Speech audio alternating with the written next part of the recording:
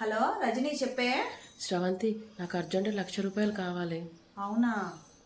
అవునే, అర్జెంట్ అవసరం వచ్చి పడింది. సరే ఫోన్ పే వేస్తున్నా చూడు.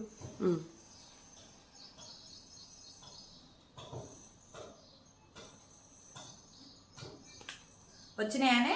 వచ్చినాయే, థ్యాంక్స్. అవసరానికి ఆపదలో ఆదుకున్నావు. మన ఇద్దరి మధ్య థ్యాంక్స్లు ఎందుకు లేవే. సరే ఉంటా మరి. సరే బాయ్, మళ్ళీ ఫోన్ చేస్తా. ఓకే. ఏంటక్క, ఫ్రెండ్ అడగంగానే వెనక ముందు ఆలోచించకుండా పైసలు కొట్టినావు? వడ్డీ ఎంత ఏంటి? ఫ్రెండే అది. ఫ్రెండ్ అయితే ఫ్రీగా ఇస్తావా? నువ్వు బయట నుంచి అప్పు తెచ్చుకుంటున్నావు, నీకు వడ్డీ లేకుండా ఎవరిని ఇస్తున్నారా? నువ్వు వడ్డీ లేకుండా నువ్వు తెస్తున్నావా? అట్లెట్లు ఇస్తావు నువ్వు వడ్డీ లేకుండా? అయినా వాళ్ళకి బయట వాళ్ళకి తేడా లేదా? అయినా అది నా క్లోజ్ ఫ్రెండే. ఎంత ఆపదలో ఉంటే నన్ను డబ్బులు అడిగింది, అందుకనే సహాయం చేశాను. వాళ్ళు క్లోజ్ ఫ్రెండ్స్ అని ఆ మాలోనే బతకక్క ఇంకా మనకంటూ అవసరాలు ఉండవా? ఇప్పుడు ఏం చేద్దాం నాన్న? వేరే మార్గం లేదా మరి మనకి ఇప్పుడు? ఏమైంది చెక్కు, ఎందుకు అంత కంగారు పడుతున్నావు? అమ్మకి ఒంట్లో బాగాలేదంట అక్క, ఓ నెగిటివ్ బ్లడ్ కావాలంట. ఏ హాస్పిటల్లో వెతికినా దొరకట్లేదంట అక్క, అర్జెంట్ అంట చాలా. అవునా? రజనీది ఓ నెగిటివ్ బ్లడ్, దాన్ని అడుగుదాం ఇస్తుంది. ఓకేనా?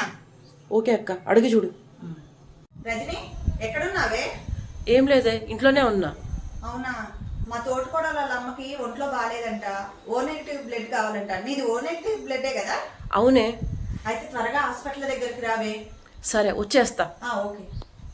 చెక్కు, మా ఫ్రెండ్ బ్లడ్ ఇస్తానంది, పద హాస్పిటల్ కాడికి వెళ్ళిపోదాం. సరే అక్క.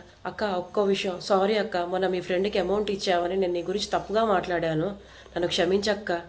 చెక్కు, జీవితంలో అవసరాలు ప్రతి ఒక్కరికి వస్తాయి. నా దగ్గర డబ్బు ఉంది, నాకు ఏ అవసరం రాదు ఎవరితో అనుకోవడం చాలా తప్పు. అనేది ఎవరికి చెప్పి రాదు చెక్కు. అందుకనే ఎవరిని చులకన చేసి మాట్లాడకూడదు, చూడకూడదు. పద వెళ్దాం.